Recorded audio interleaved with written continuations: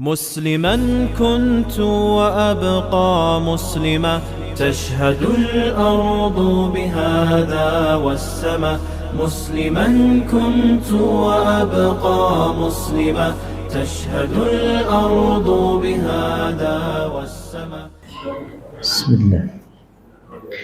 السلام عليكم ورحمة الله وبركاته.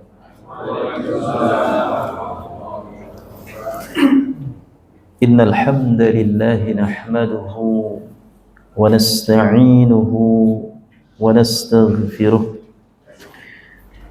ونعوذ بالله من شرور أنفسنا ومن سيئات أعمالنا. من يهده الله فلا مضل له ومن يضلل فلا هادي له. أشهد أن لا إله إلا الله وحده لا شريك له، وأشهد أن محمدا عبده ورسوله. يا أيها الذين آمنوا اتقوا الله حق تقاته ولا تموتن إلا وأنتم مسلمون.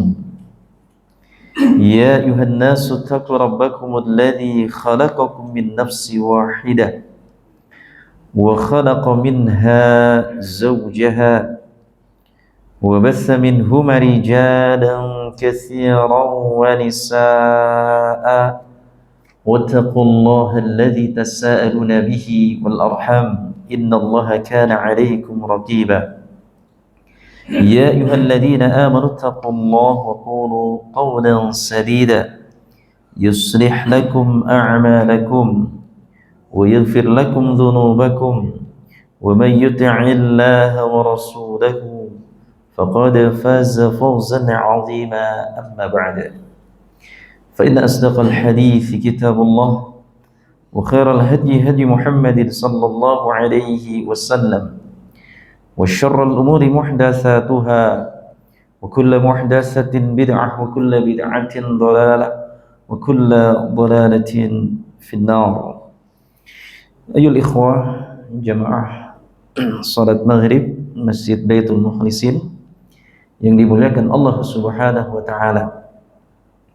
Alhamdulillah, di kesempatan malam hari ini ba'da salat maghrib kita semua masih diberikan berbagai macam nikmat dari Allah Subhanahu wa taala, terutama nikmat iman, nikmat Islam, dan juga nikmat dikumpulkan kembali untuk mengkaji, mempelajari Kitabut Tauhid.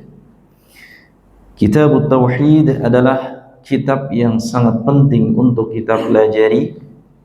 Mempelajari Tauhid adalah kewajiban bagi setiap muslim agar akidah Tauhid kita adalah Tauhid yang lurus, Tauhid yang benar, akidah yang benar. Sebagaimana dakwah para nabi dan dakwah para rasul yang utama dan yang paling utama, yang pertama mereka dakwahkan adalah dakwatut tauhid. Maka ini adalah merupakan kewajiban mendakwahkan tauhid dan juga mempelajari tauhid, dan kita senantiasa hendaknya mentauhidkan Allah Subhanahu wa ta'ala. Dan di kitab ini kita akan melanjutkan, yaitu sebuah perkataan dari seorang tabi'in, yaitu Abdullah bin Uqaymin. Wa an Abdullah bin Uqaymin marfu'an: man ta'allaqa syai'an wukila ilaihi. Rawahu Ahmad wa Tirmidzi. Di sini hadisnya sangat pendek ya. Jadi hadisnya singkat, pendek, namun memiliki makna yang mendalam. Perintah agar kita senantiasa mentauhidkan Allah dan menjauhi berbagai macam bentuk kesyirikan.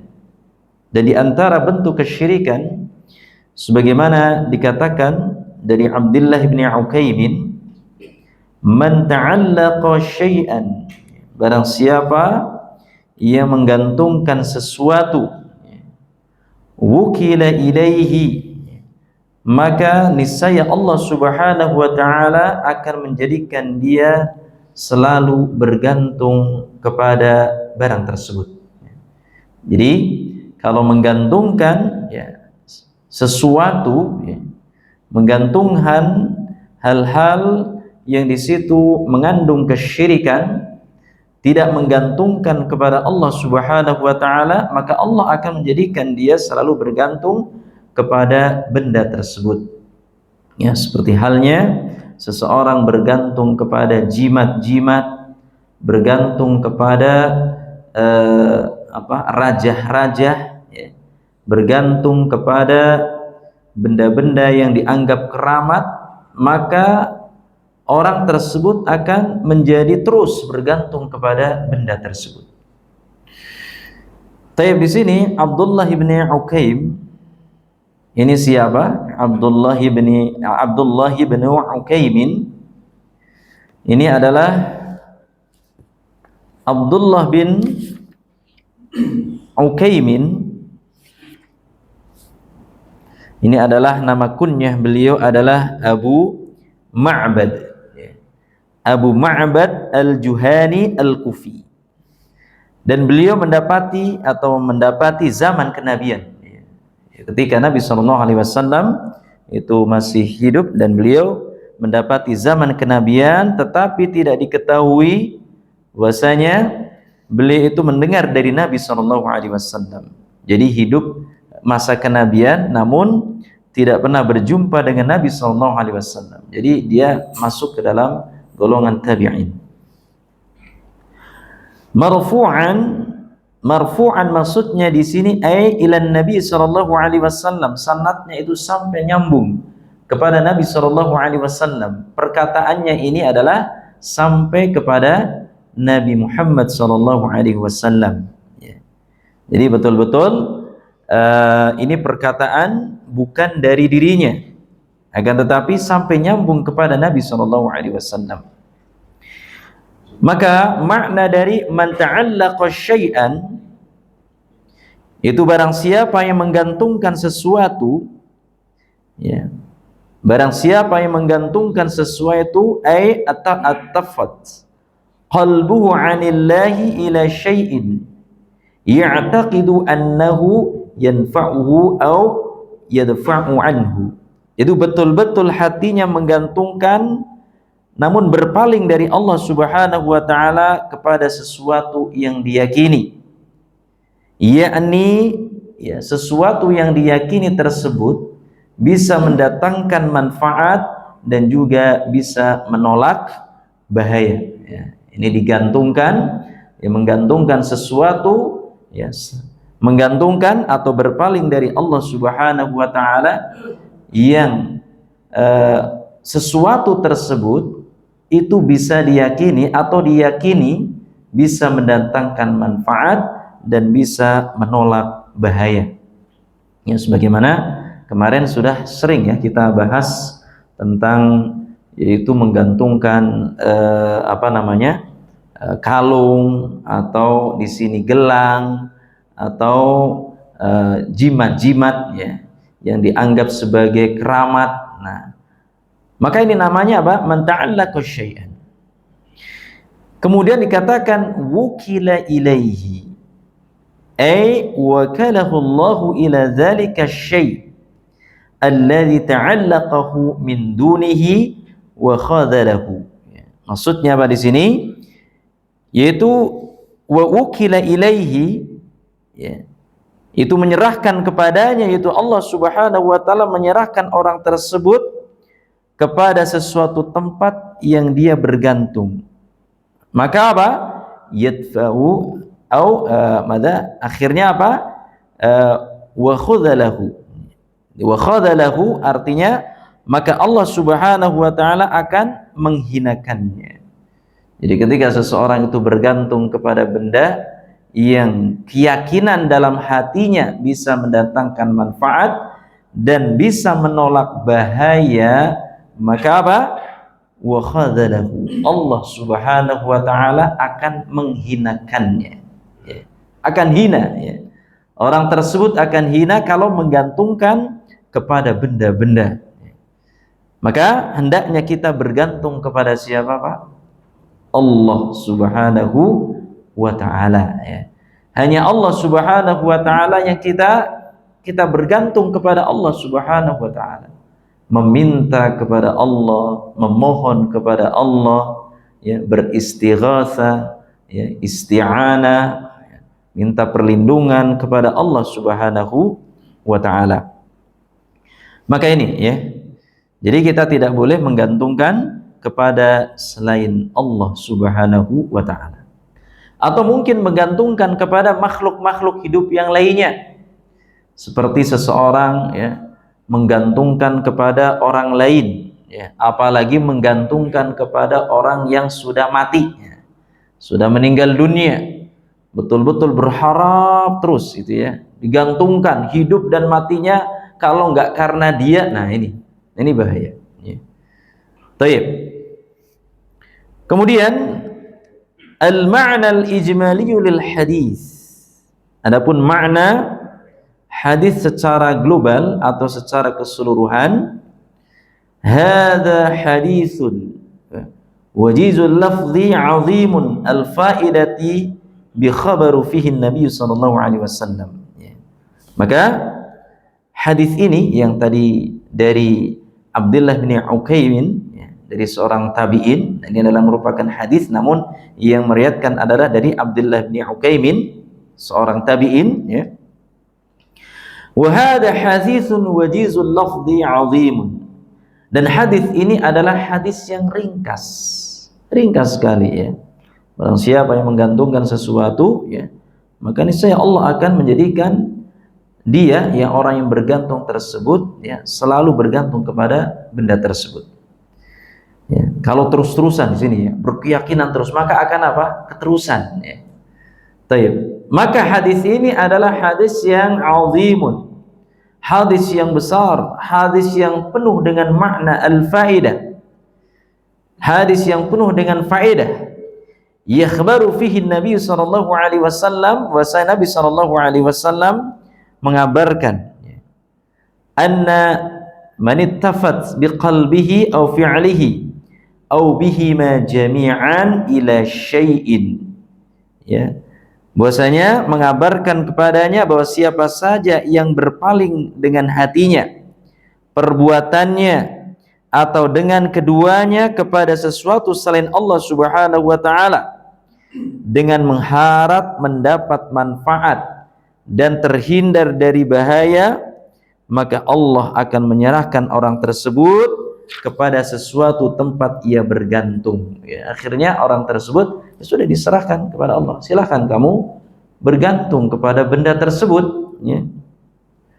Maka di sini disebutkan, ya, faman ta'allaqa billahi kaffahu wa yasarrahu lahu kulla asirin. Maka barang siapa yang bergantung kepada Allah, maka Allah akan mencukupinya, ya. Kalau kita bergantungnya kepada Allah, maka Allah akan mencukupinya, ya, serta akan memudahkan segala kesulitannya.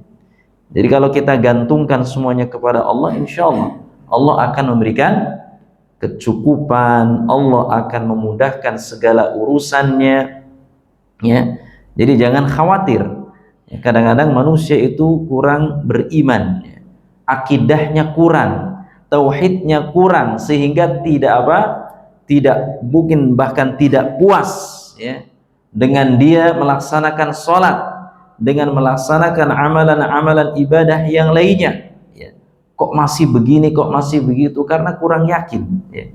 Sehingga ketika dia sholat, sujud kepada Allah, ya, setiap hari, namun hatinya nggak yakin, ya. Akhirnya apa? Hatinya digantungkan dengan benda-benda yang lain. Maka hal ini tidak seperti ubahnya orang-orang musyrik, orang-orang kafir terdahulu. Dia meyakini adanya tauhid rububiyah, Allah yang menciptakan, Allah yang memberikan rizki, Allah yang menciptakan langit dan bumi kita semua, namun hatinya bergantung kepada siapa? Berhala, bergantung kepada benda-benda mati. Ya. Maka falya'udzubillah, apabila seseorang masih seperti itu, kita harus yakin bahwasanya Allah Subhanahu wa taala yang mencukupi kita, akan memudahkan kita dari segala kesulitan, ya. Maka hendaknya kita terus, ya, bersihkan diri kita, bersihkan hati kita untuk terus, ya, menatap bahwasanya Allah Subhanahu wa taala pasti akan mencukupi. Allah Subhanahu wa taala pasti akan memudahkan segala kesulitan-kesulitan yang kita hadapi dalam kehidupan ini. Minta kepada Allah, ikhwan, ya. Maka ini salah satu bentuk penjagaan Allah. Allah Subhanahu wa taala akan senantiasa menjaga kita apabila kita menjaga Allah, ya. Sebagaimana disebutkan dalam sebuah hadis, ya, yang diriwayatkan oleh Abdullah ibnu Abbas, ya, atau Ibnu Abbas radhiyallahu an. Sebagaimana disebutkan dalam sebuah hadis, kuntu khalfan nabi sallallahu alaihi wasallam yauman. Pada suatu hari, ya, ini Ibnu Abbas adalah seorang sahabat yang masih muda, ya, yang dia mengatakan, ya, pada suatu hari aku pernah dibonceng di belakang Rasulullah sallallahu alaihi wasallam, ya. Kemudian beliau sallallahu alaihi wasallam bersabda, ya gulam, inni u'allimuka kalimatin, wahai anak muda, ya. Yang pada saat itu Abdullah bin Abbas, ini Abdullah bin Abbas adalah anak pamannya beliau sallallahu alaihi wasallam, Abbas, ya. Abdullah bin Abbas, Abbas di sini adalah paman, ya, pamannya Rasulullah sallallahu alaihi wasallam atau sepupunya, ya, sepupu Rasulullah. Maka pada saat itu Ibnu Abbas masih muda, masih kecil. Kemudian Rasulullah sallallahu alaihi wasallam mengatakan, ya gulam, wahai anak muda, inni u'allimaka kalimatin, sesungguhnya aku akan mengajarkan kepadamu, ya, beberapa kalimat, ya. Ihfazillah yahfazka, jagalah Allah, niscaya Allah akan menjagamu. Ihfazillah tajidhu tujahaka, jagalah Allah, niscaya kamu akan mendapati Allah berada di hadapanmu. Maka kalimat ihfazillah, jagalah Allah, maksudnya apa? Jaga hak-hak Allah. Apa hak Allah yang harus kita jaga? Yaitu mentauhidkan Allah. Itu hak Allah. Maka hak Allah yang paling agung yang harus kita jaga, yaitu apa? Mentauhidkan Allah dan menjauhi dari berbagai macam bentuk kesyirikan-kesyirikan. Itu hak Allah yang harus senantiasa kita jaga. Maka apabila kita menjaga hak Allah, maka Allah Subhanahu wa taala akan menjaga kita. Baik menjaga urusan-urusan dunia kita, tubuh kita Allah yang menjaga. Alhamdulillah diberi kesehatan, kemampuan, kekuatan, Allah senantiasa jaga. Kemudian keluarga, anak, istri, insya Allah Allah akan menjaga kalau kita jaga Allah, ya. Kemudian apalagi di sini bentuk penjagaan kita, ya, bentuk Allah Subhanahu wa taala akan menjaga kita. Itu Allah Subhanahu wa taala akan menjaga agama kita. Agama, ya. Agama kita akan dijaga oleh Allah Subhanahu wa taala. Maksudnya apa? Kita memeluk agama Islam, ya, terhindar dari berbagai macam syubhat, ya, terhindar dari perkara-perkara yang tidak ada sunnahnya, terhindar dari perkara-perkara yang bid'ah, dan terhindar dari perkara-perkara yang di situ fitnah-fitnah agama. Dan Allah Subhanahu wa taala akan senantiasa menjaga kita sampai kita meninggal dunia dalam keadaan muslim. Maka ini, ya, maka bentuk penjagaan Allah, pasti Allah akan menjaga kita, ya, apabila kita memenuhi hak Allah. Baik, maka itu Allah akan memberikan kecukupan kepada kita. Allah Subhanahu wa taala akan memudahkan segala kesulitan kita. Baik. Kemudian wa man ta'allaqa bi ghairillah aw wa man ta'allaqa bi ghairihi Wa kadahu Allah ila dzalik al-ghairi wa khadalahu. Maka barang siapa yang bergantung kepada selain Allah, maka Allah akan menyerahkannya kepada selain dirinya, dan Allah akan menghinakannya. Maka Allah akan di sini menyerahkan kepada selainnya.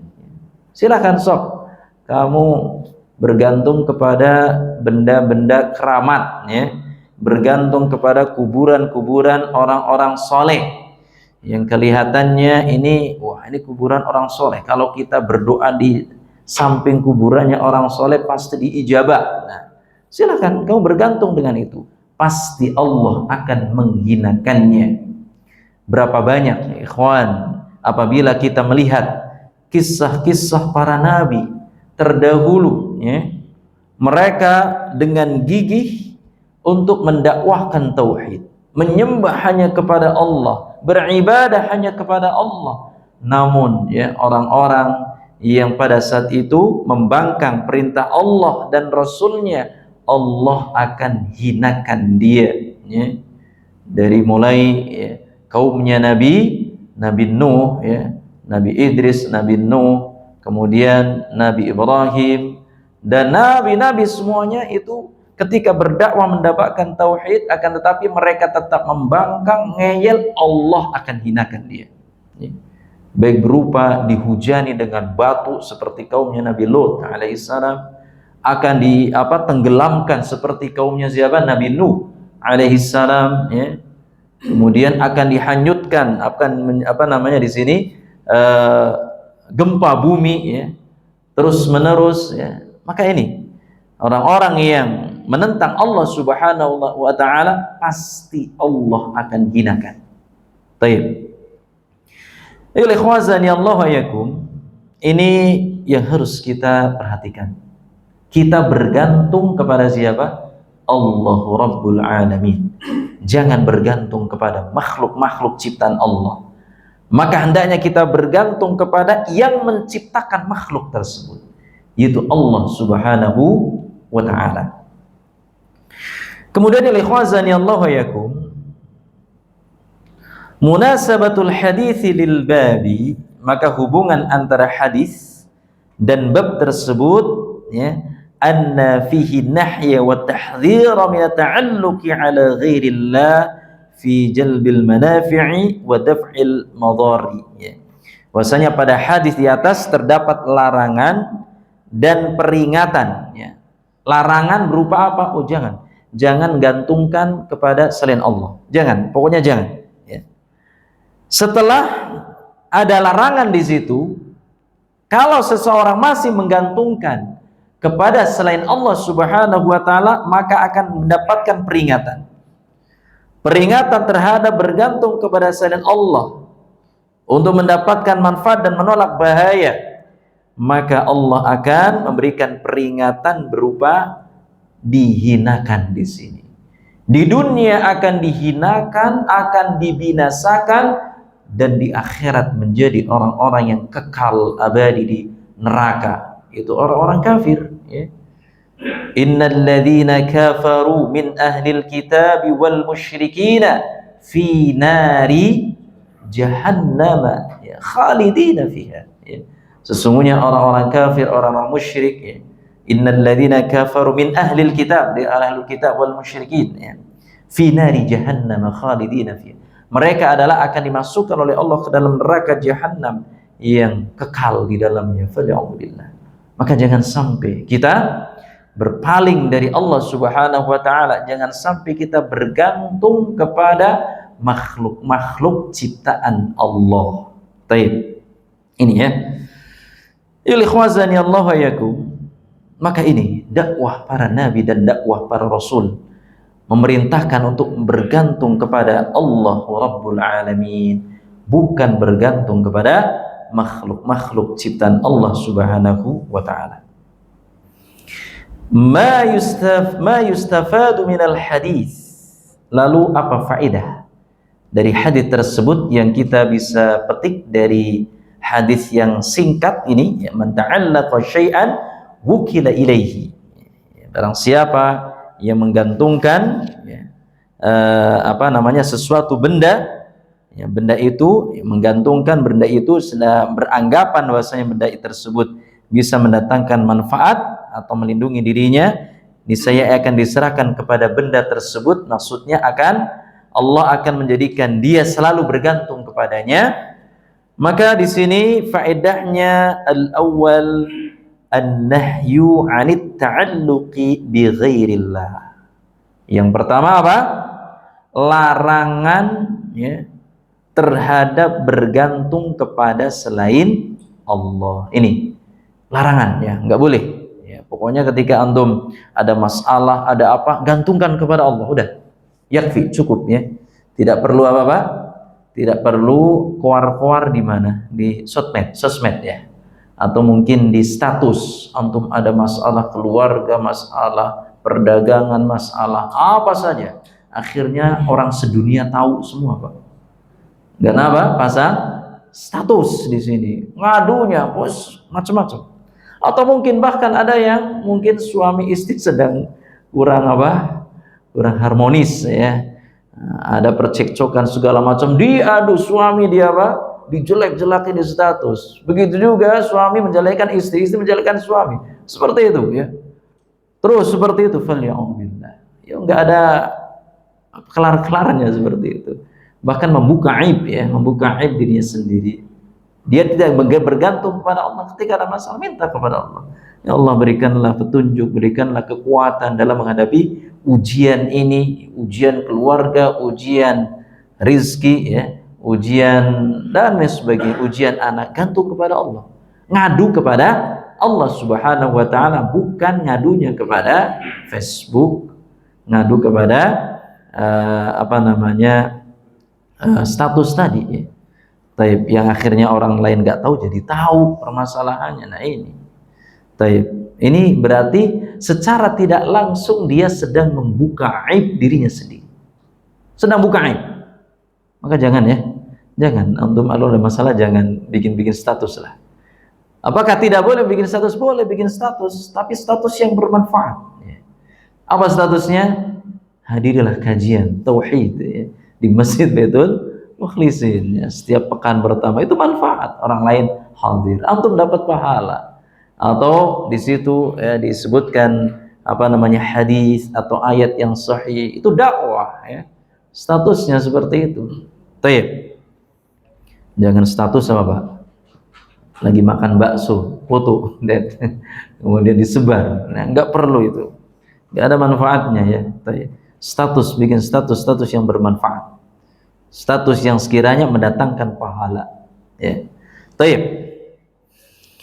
Maka dilarang, ya, bergantung kepada selain Allah Subhanahu wa ta'ala, yaitu an-nahyu 'anit ta'alluqi bi ghairillah.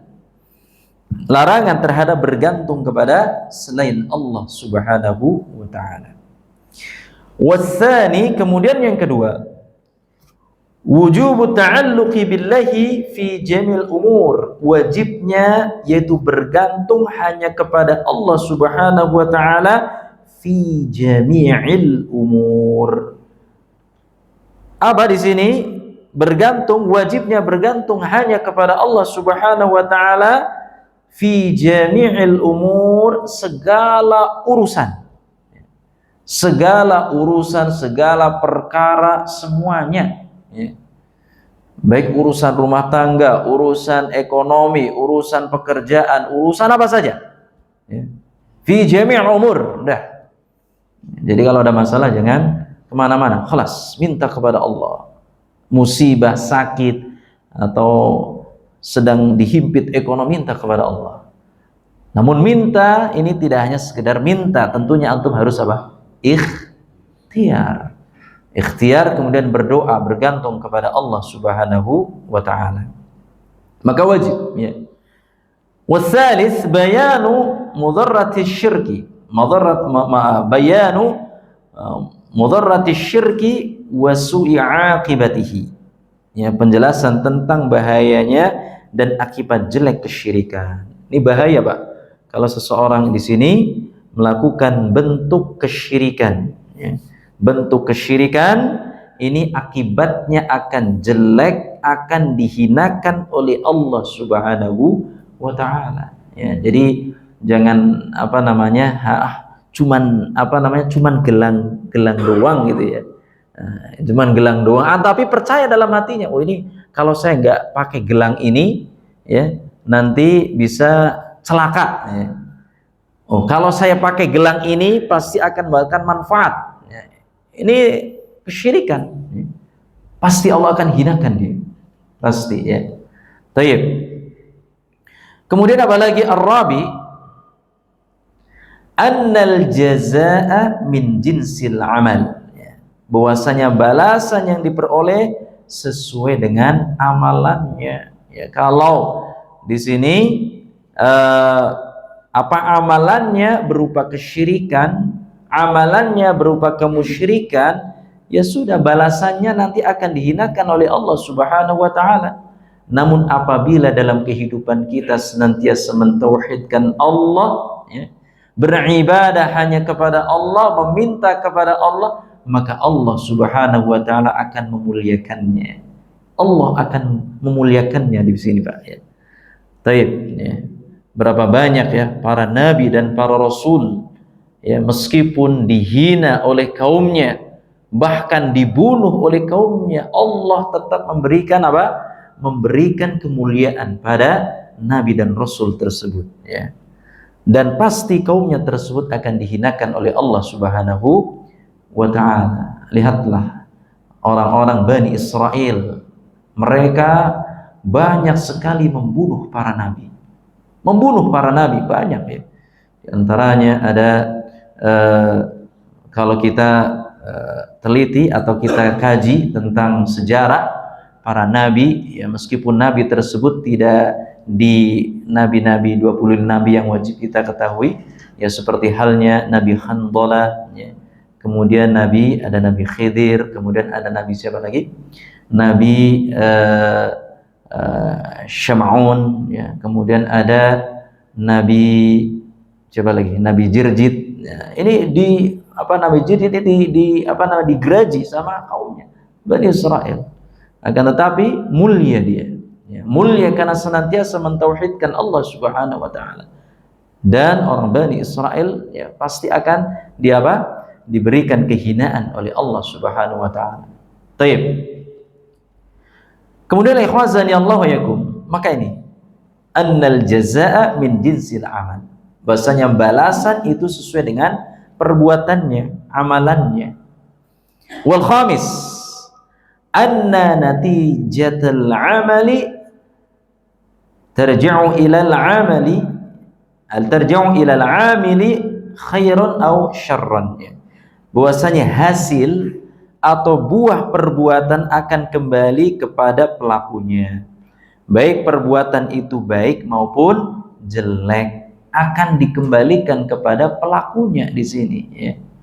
Baik perbuatannya baik atau perbuatan jelek. Kalau perbuatannya kita baik, ya akan dikembalikan kepada yang melakukan kebaikan. Kalau perbuatan seseorang itu buruk, jelek, maka tentunya akan menanggung akibat keburukan atau kejelekannya tersebut. Ya, berapa banyak ya mungkin kita pernah mengalami ketika kita melakukan kebaikan. Ya. Pasti di situ nanti akan ada kebaikan-kebaikan terus.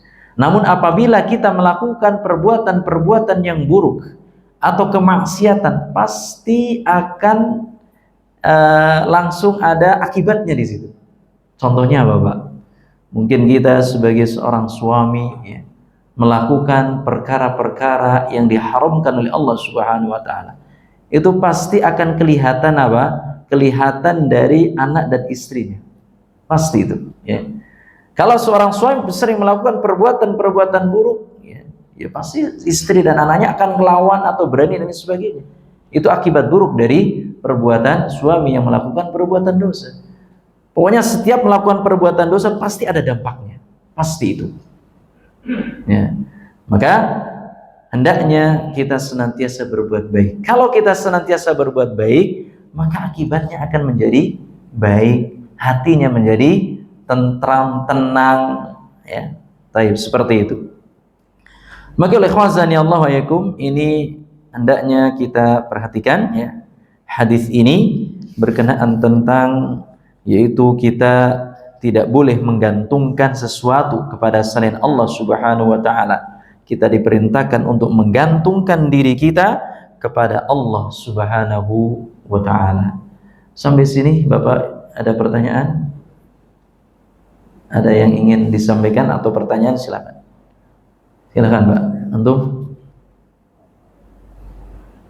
Kita buka pertanyaan dulu sebelum kita lanjutkan, karena hadis ini sudah selesai ya. Sebelum kita melanjutkan hadis berikutnya. Silakan, ada yang bertanya.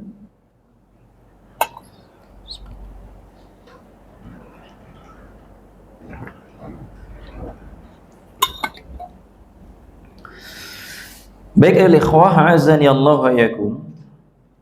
Sekarang kita akan masuk ke dalam hadis berikutnya, yaitu hadis di sini warawal Imam Ahmad. Hadis yang diriwayatkan oleh Imam Ahmad an Ruwayfi'in radhiyallahu anhu qala qala li Rasulullah sallallahu alaihi wasallam ya Ruwayfi' la'alla al-hayata satatulu bika fa akhbirin nasa anna man 'aqada lihyatahu aw taqallada wataran aw istanja bi raji'i dabbatin aw 'azmin fa inna Muhammadan bari'un minhu. Ini hadis yang dikeluarkan oleh Al-Imam Ahmad. Hadis diriwayatkan oleh Abu Dawud. Jadi riwayat Imam Ahmad dan Abu Dawud ya. Maka di sini disebutkan dalam sebuah hadis. Wa rawayal Imam Ahmad an Ruwayfi'. Dari Imam Ahmad meriwayatkan dari Ruwayfi' radhiyallahu an, bahwa Ruwayfi berkata, qala Rasulullah sallallahu alaihi wasallam, Rasulullah sallallahu alaihi wasallam bersabda kepadaku ya. Qala li Rasulullah sallallahu alaihi wasallam, Rasulullah sallallahu alaihi wasallam bersabda kepadaku, ya Ruwayfi, ya. Wahai Ruwayfi, ini seorang sahabat, la'alla al-hayata satatulu bika, barangkali engkau berumur panjang ya. Barangkali engkau berumur panjang. Fa akhbirin nasa anna man 'aqada lihyatahu ya. Maka sampaikanlah kepada manusia bahwasanya siapa saja yang menggelung janggutnya. Menggelung, Mbak, menggelung janggutnya berarti jenggot ya. Jenggotnya digelung-gelung, Mbak, di sini. Digelung atau dikepang. Ya, ini kalau ini bisa dikepang nih karena panjang ya di sini. Jenggot ya. Jadi fa akhbirin nasa anna man 'aqada lihyatahu ya. Sampaikanlah, berikan kabar kepada manusia barang siapa yang menggelung janggutnya. Kalau sekarang mengepang boleh. Au taqallada wataran, atau mengalungkan tali busur. Ya, mengalungkan tali busur. Tali busur itu apa, Pak? Untuk panah, di sini mengalungkan tali busur. Awistanja biraji'i dabbatin aw 'azmin ya. Atau beristinja dengan kotoran binatang atau dengan tulang. Beristinja itu apa? Cebok. Nah, atau beristinja di sini cebok atau bersihin ketika setelah buang air besar ya. Jadi pakainya itu kotoran binatang. Ya, kotoran onta, kotoran sapi atau kerbau, nah ini. Atau dengan tulang ya. Au 'azmin fa inna Muhammadan bari'un minhu, sesungguhnya Muhammad berlepas diri darinya. Berarti berlepas diri darinya. Maka ini berarti maksud berlepas diri darinya berarti Rasulullah SAW tidak bertanggung jawab. Bahwasanya perbuatan tersebut adalah perbuatan yang perbuatan berdosa di sini. Maka di sini disebutkan ya, aqada lihyatahu, ya, disebutkan bahwasanya kabarkan kepada manusia bahwasanya barang siapa yang aqada lihyatahu, menggelung janggutnya, dikatakan bahwasanya maknanya adalah perbuatan mereka dalam peperangan dengan memilih dan mengikat janggutnya, ya, dan mengikat janggutnya serta dia apa? Menyombongkan diri. Ya. Kadang-kadang orang ketika janggutnya sudah panjang kemudian diikat atau dikepang dan sebagainya, seolah-olah dia bangga, ya, membanggakan diri dengan jenggotnya, membanggakan diri dengan janggutnya tersebut. Padahal jenggot di sini adalah merupakan perkara yang sunnah. Maksudnya sunnah adalah yang diamalkan oleh Rasulullah SAW, maka hendaknya kita ikuti, Pak. Ya. Sebagaimana Rasulullah SAW bersabda, umirna bi ihfa'il lihyati wa ihfa'il, umirna bi ihfa'il lihyati wa ihlafi kami diperintahkan untuk memanjangkan jenggot dan membiarkan kumis. Kami membiarkan jenggot, kami diperintahkan untuk mencukur kumis, ya, memangkas kumis dan membiarkan jenggot tumbuh. Ya. Biarkan jenggot di sini, ya. Karena ini adalah merupakan sunnah, ya. Sunnah yang diajarkan oleh Rasulullah SAW sebagai bentuk ittiba, mengikuti sunnah Rasulullah SAW, bukan sunnah menurut ilmu fikih. Kalau sunnah menurut ilmu fikih di sini apa? Kalau dikerjakan dapat pahala, kalau ditinggalkan tidak mengapa. Bukan seperti itu. Akan tapi sunnahnya di sini adalah betul-betul harus ittiba, ya, mengikuti contoh Rasulullah SAW.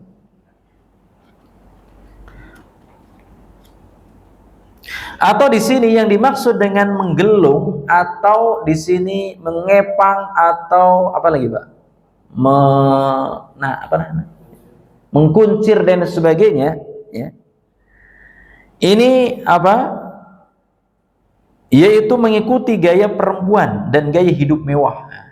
Ini karena sombong di sini, ya. Ada kan orang yang berjenggot namun gaya-gayaan, ada nggak, Pak? Ya, ada, ya. Ya mungkin anak-anak muda, ya. Wah, jenggotnya lebat namun untuk keren-kerenan, ya. Jenggotnya lebat namun bertato. Ya, untuk menakut-nakuti orang. Ini Rasulullah SAW berlepas diri dari hal tersebut. Ada juga yang mengatakan bahwasanya menggelung jenggotnya adalah mengikat janggut ketika dalam keadaan sholat. Ya. Dalam keadaan sholat di sini diikat. Ya. Yakni mengumpulkan janggut atau menyatukan janggutnya. Seperti ini, ya, seperti ini. Dikepang atau diikat, ya, ketika sholat. Nah, ini nggak boleh, ya, tidak boleh di sini. Jadi ada versi, berbagai macam versi pendapat di sini. Ada yang mengatakan maksudnya menggelung adalah mengepang untuk berbangga-bangga diri, untuk tren-trenan, ya, atau untuk mengikat jenggotnya ketika sholat, ya, mengumpulkan jenggotnya, menggantungkan jenggotnya. Itu makna dari yaitu aqdal lihyah. Udah isya, Pak, ya? Ya, sebentar lagi, ya. Tapi kemudian apa? Talaqqada watran, yaitu mengalungkan tali panah. Maksudnya apa? Yaitu menjadikan tali busur sebagai kalung pada lehernya atau pada leher hewan peliharaannya dengan tujuan berlindung dari penyakit ain. Ya, seperti mengalungkan tali busur panah, dikalungkan, tujuannya untuk supaya tidak terkena penyakit ain, atau dikalungkan di hewan ternaknya, di hewan tunggangannya, di onta, di kuda, atau di kerbau, atau di sapi, yang tujuannya supaya onta atau hewan-hewan tersebut tidak terkena penyakit. Istanja, yaitu menghilangkan kotoran di tempat keluar kotorannya, biraji'id dabah, dengan kotoran hewan, atau dengan apa? Dengan di sini dengan tulang belulang. Bari'u minhu, maka Rasulullah SAW berlepas diri darinya. Maksudnya ini adalah berupa ancaman keras bagi para pelaku hal tersebut. Diancam, nggak boleh, ya. Jadi tidak boleh ketika antum punya jenggot kemudian di model-model, biarkan jenggot tumbuh, ya. Yang penting antum rapihkan di sini, ya, rapihkan, ya, dirapihkan, kemudian nggak perlu di ini ya, di macam-macam ya. Lalu bagaimana Ustadz kalau jenggotnya sudah putih? Ya, kalau jenggot putih gimana Pak? Apakah boleh disemir? Boleh, tetapi tidak boleh disemir dengan warna hitam, nggak boleh ya. Mentang-mentang wah biar keren meskipun usia sudah 60 tahun atau 70 tahun kan jenggotnya sudah putih ya. Antum semir, tapi niatnya untuk keren-kerenan, nah ini nggak boleh juga ya. Ya, niatnya supaya apa? Supaya di sini ya apa namanya agak kehitam-hitaman. Maka tidak boleh menyemir jenggot atau menyemir apa namanya di sini rambut kepala dengan warna hitam, tidak boleh. Maka selain warna itu boleh. Bagaimana apabila ingin supaya kehitam-hitaman, maka antum campur saja. Warna apa? Hitam, warna hitam, warna merah dengan coklat. Apa namanya merah dengan coklat. Kalau dicampur nanti akan kehitam-hitaman. Itu boleh. Namun bukan warna hitam ya, namun coklat ditambah dengan merah. Nah, itu hal yang diperbolehkan, boleh. Baik. Ini ya, jadi seperti itu. Maka tidak boleh kemudian menggantungkan, mengalungkan leher dengan busur panah tujuan menolak bala, menolak air, tidak boleh. Dan juga beristinja dengan apa? Dengan batu, dengan tulang, ini adalah larangan keras, haram, tidak boleh ya. Kalau ingin beristinja antum dengan apa? Dengan apa Pak? Dengan air. Kalau tidak ada air dengan apa? Daun. Boleh dengan daun atau tisu ya. Atau kalau zaman dulu itu dengan batu Pak, batu ya. Batu boleh dengan hitungan ganjil ya. Dengan hitungan ganjil. Tetapi kalau sudah menemukan air ya pakai air ya. Pakai air. Jangan mentang-mentang dengan batu kemudian tidak dibersihkan lagi ya, bau ya. Tapi sudah memenuhi syarat di sini sudah sah. Baik. Tapi alhamdulillah ya di negara kita banyak air Pak ya. Sampai luber-luber ya. Ya, baik. Maka hendaknya kita beristinja ya ketika membersihkan kotoran itu dengan air. Baik. Maka ini adalah merupakan bentuk ancaman bagi para pelaku yang melakukan hal tersebut. Ya, yang pertama tadi apa? Jenggot. Di jenggot diapain? Dikepang, digelung, enggak boleh. Ya, kemudian yang kedua apa? Yang kedua mengalungkan busur panah. Tujuannya untuk apa? Supaya terhindar dari ain, penyakit. Ini nggak boleh. Yang ketiga, beristinja dengan apa? Kotoran binatang atau tulang. Maka ini larangan keras ya. Larangan keras. Dan salah satunya tadi masuk dalam bab tauhid adalah mengalungkan busur panah yang tujuannya untuk berlindung dari penyakit ain. Ini adalah perbuatan syirik. Ayolah ikhwah rahimani wa rahimakumullah, ini yang bisa disampaikan pada kesempatan malam hari ini karena waktu sudah Isya. Mudah-mudahan apa yang kita sampaikan menjadi ilmu yang bermanfaat. Teruslah kaji tauhid karena awal yang harus kita kuatkan adalah tauhid, akidah ya. Akidah kita kuatkan sebelum belajar ke kitab-kitab yang lainnya. Tentunya sambil berjalan ya. Tapi tauhid akidah jangan sampai ditinggal. Karena yang menyelamatkan kita adalah tauhid dan akidah. Semakin kita tahu, semakin kita faham terhadap tauhid dan akidah, maka insya Allah kita semakin menjauhi perbuatan-perbuatan syirik dan senantiasa mentauhidkan Allah sampai kita meninggal dunia dengan mengucapkan la ilaha illallah. Demikian wallahu a'lam bissawab. Nakhtim bi du'ai kafaratul majlis. Kita tutup kajian kita dengan doa kafaratul majlis. Subhanakallahumma wa bihamdika asyhadu an la ilaha illa anta astaghfiruka wa atubu ilaik. Assalamualaikum warahmatullahi wabarakatuh.